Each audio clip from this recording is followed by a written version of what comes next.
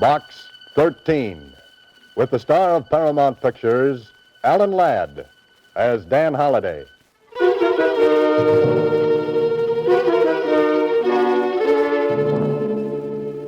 Box 13. Box 13. Box 13. Box 13.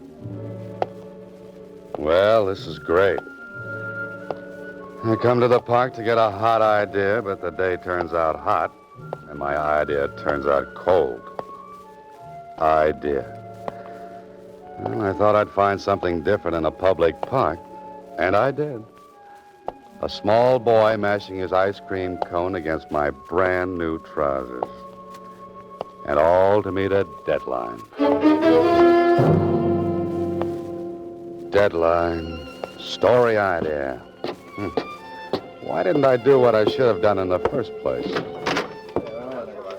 Copy, boy. Hi, Mr. Holliday. Hiya. Hey, Smith, where's the lead on that fire? Hiya, Mr. Holliday. What do you say, Bill? Jones, where's that interview? Hiya, Dan. How are you, Joe? Where's the makeup on page 4? Hi, Holliday. What's a good word, boy?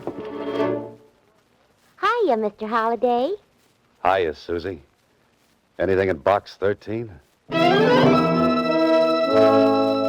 Box 13, starring Alan Ladd as Dan Holliday.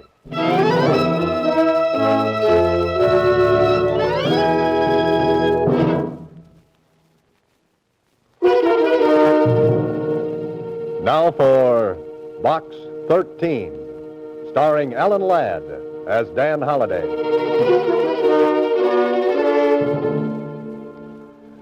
Go to the park and get a story idea about romance.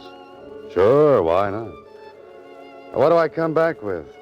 Gravel in my socks, sand in my shoes, and a June bug in my hat band. Holliday, why didn't you pick a different profession like driving a coal truck? Mr. Holliday, What's that, Susie? I said there's a message in box 13 for you. Oh, thank you, Susie. Thanks so much. Don't mention it.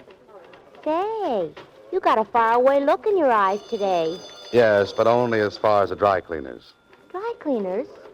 Have you ever had a small boy wipe his ice cream cone off on your trousers? Oh, girls don't call them trousers. In our set, it's slacks. So it is, Susie. So it is. Well, see you later. Okay, if you say so. But I still don't like that look in your eyes. You look like you might get into trouble. You know what I think after spending the day in the park? What? Trouble will be a welcome relief.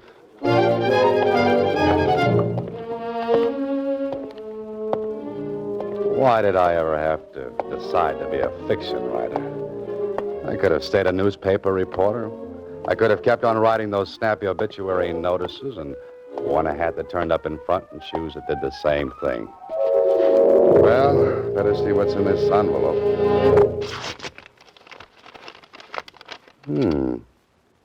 If you want real adventure, be at the corner of 7th and Main at 10 p.m. tonight. A black limousine will pick you up at that time. Do not try to engage the chauffeur in conversation. What's this? No signature. Oh, no signature.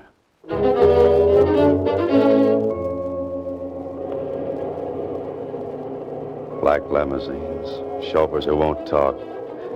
Meetings on street corners at 10 o'clock at night. Well, this should be interesting. Oh, there it is, a black limousine. And look at that chauffeur. This way, Mr. Holliday. Oh, thanks.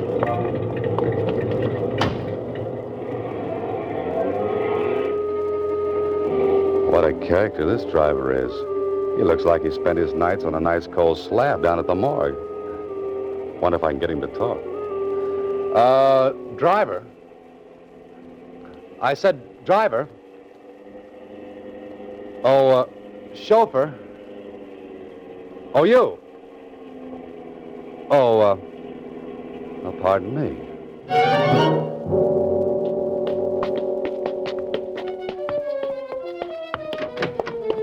Through there, Mr. Holliday.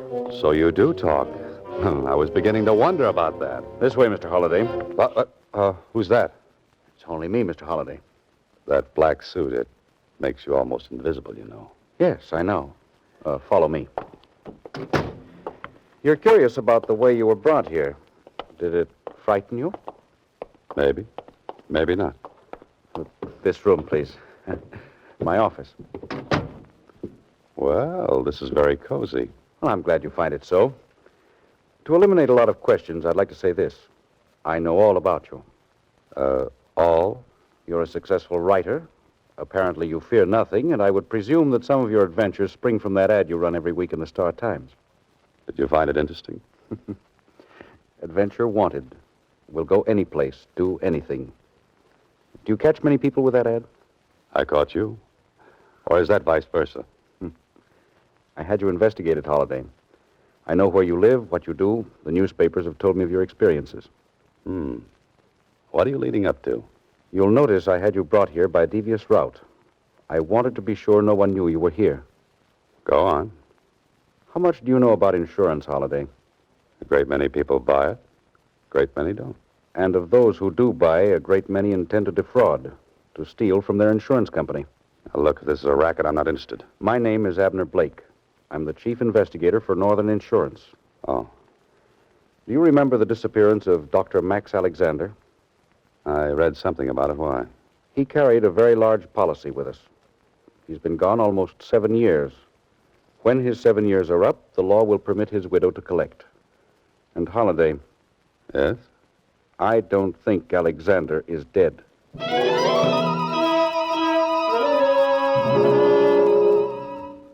This man has the coldest, frostiest eyes of any professional man-trailer I've ever seen.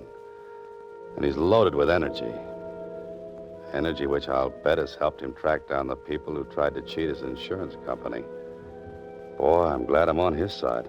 If you'll think back, Dr. Alexander performed a very delicate brain surgery on a prominent man.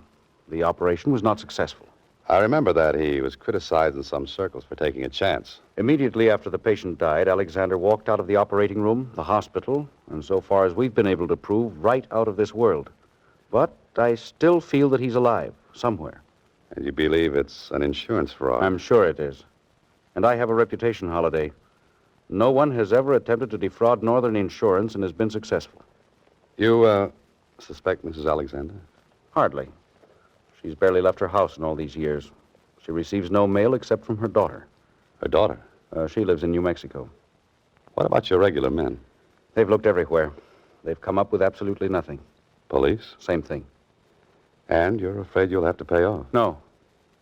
Not if I have a smart man, a resourceful one, a man who can be as relentless as I am. And I think that man is you.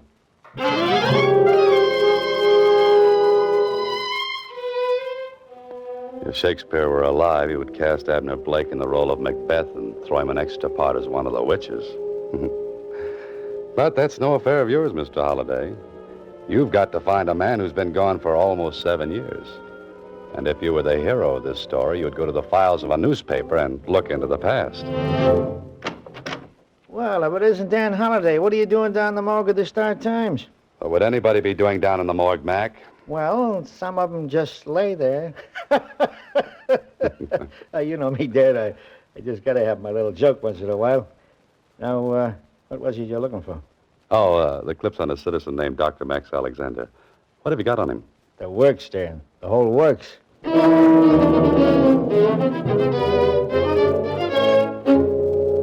Prominent man dies following delicate operation. Doctor criticized for taking chance. Dr. Alexander walks out of operating room and disappears. Grief-stricken wife employs private investigators when police fail to find Dr. Alexander. Dr. Alexander given up for dead. Not a bad-looking citizen, the doctor. He's been shot from more angles than Miss Philadelphia at Atlantic City. Kindly eyes, intelligent face, strong chin. Yes, Doctor, when I see you, I'll know you. And I hope to see you soon. Yes. Oh, I'm Dan Holliday, Miss Alexander. I'd like to talk to you about your husband. My husband is dead. Well, some people think he isn't. They found something. They think he's alive. Come in. Now then, Mr. Holliday, who are you?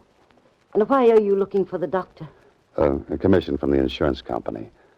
I hoped you might give me some information. It was on all the front pages. That's exactly as it happened. Yes. He was never seen again.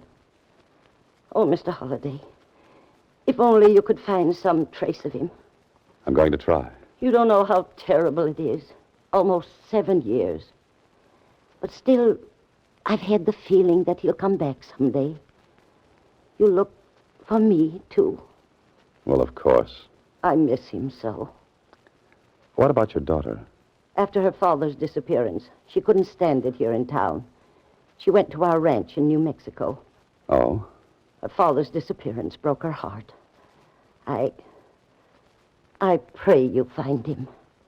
Mrs. Alexander, so do I. Mrs. Alexander is a grief-stricken old lady. One who sincerely wants her husband back. So, where to look first? This is the build-up to the main story, Holiday, and if you're smart, you'll bring in all the characters. Where to, mister? I want a drawing room to Albuquerque, New Mexico. Well, Holiday, you've got a railroad ticket and an hour to make the train. Better get back to your apartment, a quick shower, pack your bag, and get on your way. We've been waiting for you, Mr. Holliday. Well, gentlemen, is this a pleasant intrusion? And I hope you are gentlemen. We were positive you wouldn't mind. Oh, of course not. People break in here regularly. Good. Sit down. If you don't mind, I like the air up here. As you wish. I understand you like to travel, Mr. Holliday. Travel? A wonderful pastime, travel. Ever think of South America? Often. You see, I'm a Carmen Miranda fan. How would you like to go to South America? For me. All expenses paid. For as long as you want to stay. What would I have to do? Just forget a few things. Like New Mexico? Particularly New Mexico. Give me about 2 weeks and I'm your man. You don't seem to understand. You're leaving. Tonight. Well, that's what I mean. But I'm going west. No. South. You and I would make a nice compass together. Now, suppose you point north and walk right out of this apartment. Oh, and don't forget your gorilla. You mean Spencer? If that's his name, I mean Spencer. You'll hurt his feelings talking that way. Well, that makes us even. Just looking at him hurts mine. Is it South America? In a way. At least I'm showing you the open-door policy. Now, get out, you and your gorilla. Spencer. I wouldn't recommend that. So? I said get out. Have you ever stopped to consider something, Mr. Holliday? What? You may never get to New Mexico.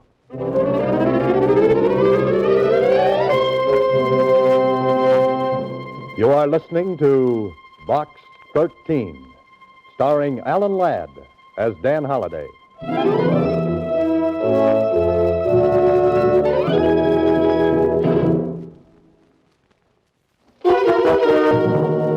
And now, back to Box 13, starring Alan Ladd as Dan Holliday.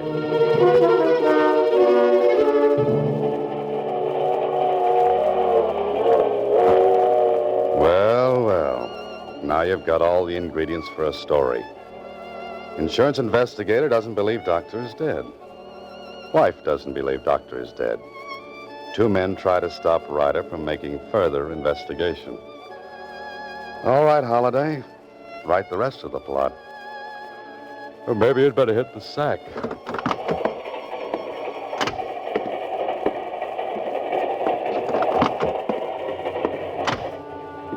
This is very pleasant. I've got a comfortable drawing room, and I'll bet it's got 1,000 springs to ease my worries. Uh-oh. The man with the urge to send me to South America. Well, I've got something for him. Let go. Now, fellow, what's the big idea breaking in here? I'm sorry. I must have come into the wrong drawing room. You came into the wrong apartment a couple of hours ago. Now, what do you want? I just want to go to sleep. In my traveling bag? I was looking for my razor. I wanted to shave. You just had a close one.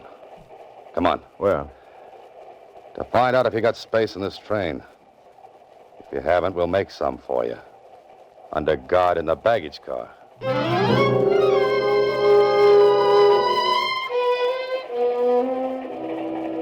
This is fine. I couldn't prove a thing. My friend had space, and to the conductor, it seemed like a perfectly logical thing to mistake car 19 for car 18. I wonder who this man is and who's in back of him. Next stop, Albuquerque. Albuquerque. Well, that's the end of the line for me. And I hope I don't mean that too literally.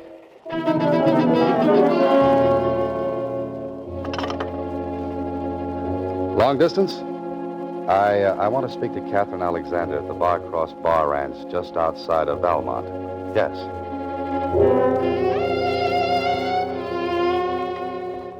Hello? Miss Alexander? Yes? This is Dan Holliday. Wonder if I might come out to the ranch and see you. Oh, you're the man who's looking for Father. Mother wired me about you. Was it complimentary? Mother said she believed if anyone could find Dad, you could. Come right out. I want to talk to you. And I want to talk to you.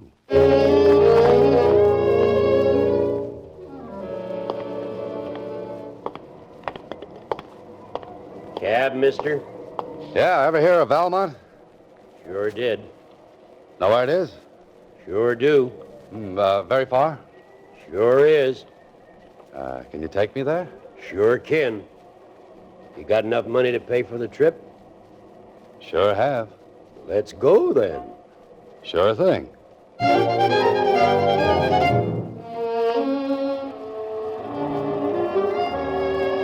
This is New Mexico, Holiday. Breathe deeply and treat your lungs to a shot of straight ozone. 20 miles to Valmont, and all you've seen on the whole trip is 4 buzzards, 3 in the air, and the 1 driving. And if he's a cab driver, I'm a flying disc. Car behind. Yeah, so I hear. Wants me to pull over. Don't do it. Know them fellas?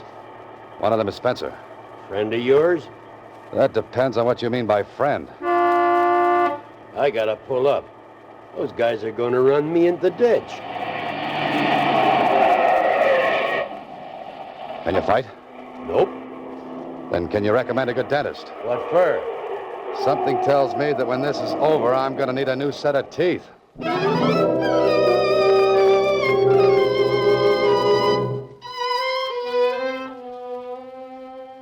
You feel better, young man?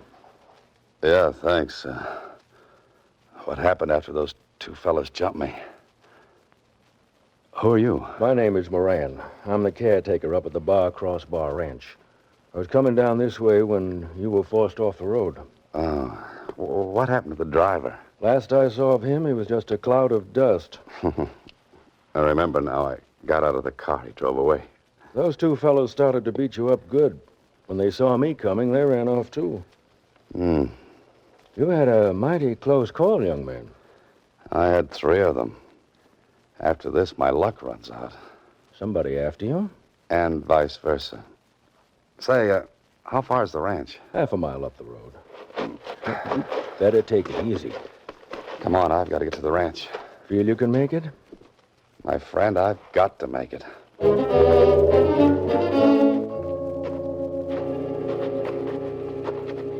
This is not good. Spencer and his gorilla followed me all the way out here, trying to stop me at every turn. Maybe I'm getting warm. But if that's true, why hasn't someone else found Dr. Alexander? Here's the ranch house, Mr. Holliday. They say Miss Catherine was expecting you? Yes, but hardly in this condition. You're Dan Holliday? Oh, what happened? You're all beaten up. So this is Catherine Alexander. What a beautiful girl. And what beautiful eyes. You'd better lie down, Mr. Holliday. You're badly hurt. Oh, no, thanks, Miss Alexander. I don't feel that bad. I just look that way. Anything more I could do, Miss Cathy? Oh, no. No, and thank you so much. If you hadn't come along, Mr. Holliday might have been badly injured. Perhaps fatally. Thank you, Miss Kathy. Now then, how about a hot shower? You can get a rub down and change of clothes. Miss Alexander, you read a man's mind. Sometimes that's a pleasure. Depending on the man. You're depending on me? What do you think?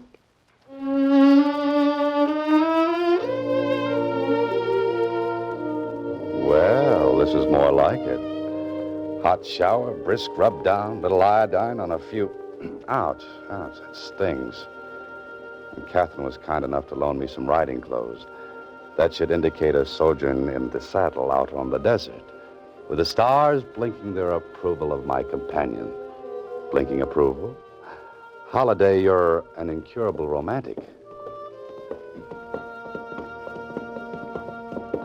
Isn't this beautiful? That gorgeous sky and the stars. You love it, don't you? I always have. Always will. Have you been here long? The Barcross Bar belonged to my dad. We used to come out during the summer. Now I live here all the time. Alone? Oh, there's always Moran. Moran? He's a strange old fella. People around here say he's a little touched. But he's been wonderful to me. Oh, say, those men who jumped me down the road. Moran, ever seen him before? Well, how could he? They were strangers. Oh. Your mother told me you've been searching for your father a long time. Yes. Mother and I have spent a fortune on private detectives, investigators, following up leads, but nothing ever happened. Yes, I know. Oh, tell me, Miss Alexander. Kathy, please. Kathy, have you any idea where I might begin to look? I thought you might give me a starting point. Not unless he would be back in the city. He just walked out one day. No one ever saw him again. Well, I'd better go back there and start from scratch. You don't have to leave. Right away. I'd enjoy staying a while. Maybe I have been lonesome. Perhaps I've forgotten what companionship can be. Perhaps. You'll stay a while? A while. Good. Say, the time. We'll be much too late for dinner. Come on, I'll race you. You're on. Hurry or I'll beat you. I'm at the corral gate already. Kathy, look out!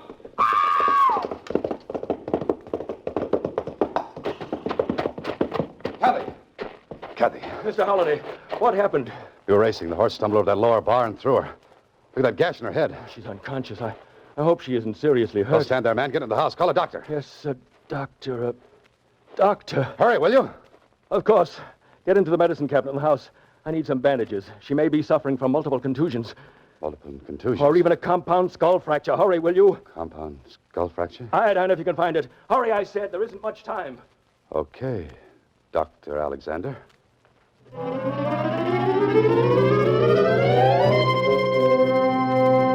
You are listening to Box 13, starring Alan Ladd as Dan Holliday.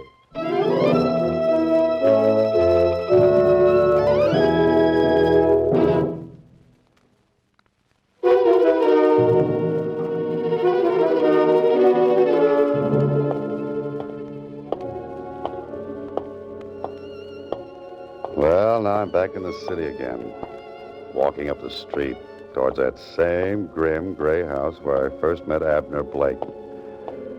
Up the steps, Holliday, and write the final chapter. That was a nice job, Holliday. I was nice about it. What do you mean? You didn't see the look in Dr. Alexander's eyes when he recovered his mind. And that lovely, lovely girl being mixed up in a deal like this. If you feel sorry for her, you're making a big mistake. Yes, I know. She was following him the day he walked out into the country. She'd almost caught up with him when a hit-and-run driver knocked him down. That's when she got the idea for the Disappearance Act. Why not? The doctor's face had been so damaged no one would ever recognize him. And he'd lost his memory to top it off. We've got the daughter and the mother in custody. Just think, if she hadn't have fallen off that horse, I might never have been able to prove that Dr. Alexander was alive. I know. Hiding him on his own ranch was the daughter's idea, too. Why not? No one would pay attention to an old man puttering around the place? I've got a story, and I don't like it. Mother and daughter hired amnesia victim to collect insurance. Oh, excuse me. Blake speaking. Yes, he's here. For you, Holiday.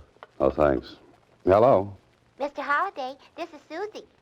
Oh, yes, Susie. There's a message for you in box 13. Shall I read it to you? Now, Susie, you know you're not supposed to open my mail. But this is already open. It's a postcard. Oh. Is it interesting? I think it is. All right, come on. Tell me what it says. It says, rental for box 13, $15. Oh, fine. Goodbye, Susie. Next week, same time, Alan Ladd stars as Dan Holliday in Box 13.